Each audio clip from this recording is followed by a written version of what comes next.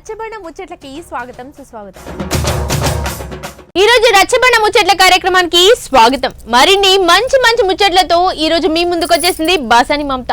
అందరికీ శనార్థులు ఎట్లున్నారు, మంచిగున్నారా? మరి ఈ రోజు ముఖ్యాంశాలు ఏంటో తెలుసుకున్నాక గా తర్వాత వార్తలు షురూ చేద్దాం. చలో మరి. సాఫ్ట్వేర్ కొలువు చేసేటోళ్లకు 31 నాడే జీతాలు పడతాయి.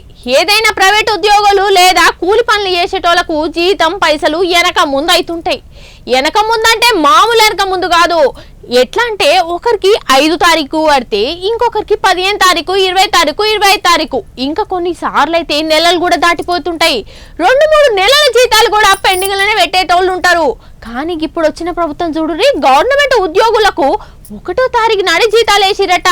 జీతం పడ్డందుకు ఆ ఉద్యోగులు కూడా ఏం చేసిరో ఓ పారి చూడుర్లా.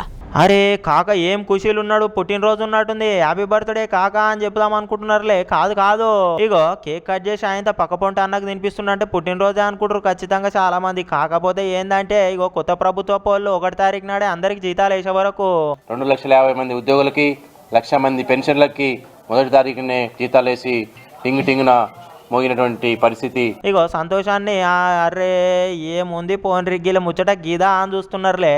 కొత్త ప్రభుత్వ పోలు 1వ తారీఖు నాడే ప్రభుత్వ ఉద్యోగులకు అందరికి జీతాలు పడేటట్టు చేసే వరకు ఖుషీలా కేక్ కట్ చేయించి తినిపించుకుంటున్నారు. గిట్లా కొత్త సూర్యోదయం లాగా మొదటి రోజు నాడే రాష్ట్ర ప్రభుత్వ ఉద్యోగులందరికీ ఈరోజు జీతాలు వచ్చినాయని చెప్పడానికి మేము చాలా ఆనందపడుతున్నాము. ఇక ఉత్త సచివాలయంలో ఉన్న లేక వాళ్ళేదో అందరికీ 33 జిల్లాలలో ఉన్న తెలంగాణ రాష్ట్రంలో ఉద్యోగులు అందరికి పడ్డాయట.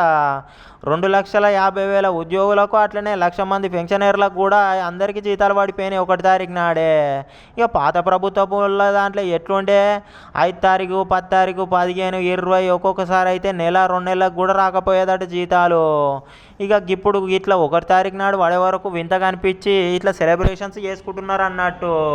గత 5-6 సంవత్సరాల్లో 10 తారీఖు, 15 తారీఖు, 20 తారీఖు కూడా మీకు పడ్డాయా జీతాలు, మాకు పడలేదు, మీకు బిల్స్ వచ్చినాయా, మాకు రాలేదు అని ఇట్లా చాలా ఇబ్బందులు పడ్డ సందర్భం చూసినాము.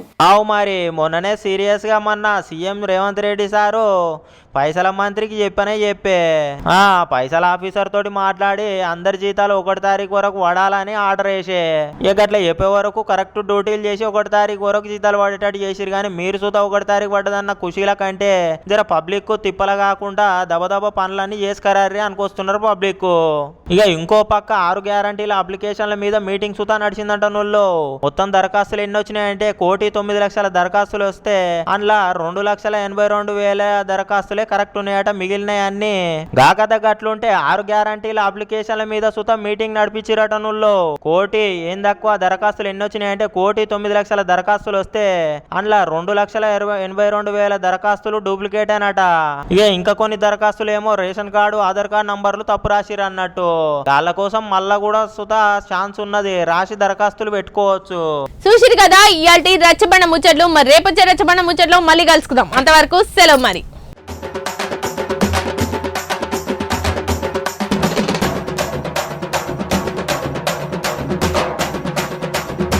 రచ్చబండ ముచ్చట్లకి స్వాగతం సుస్వాగతం.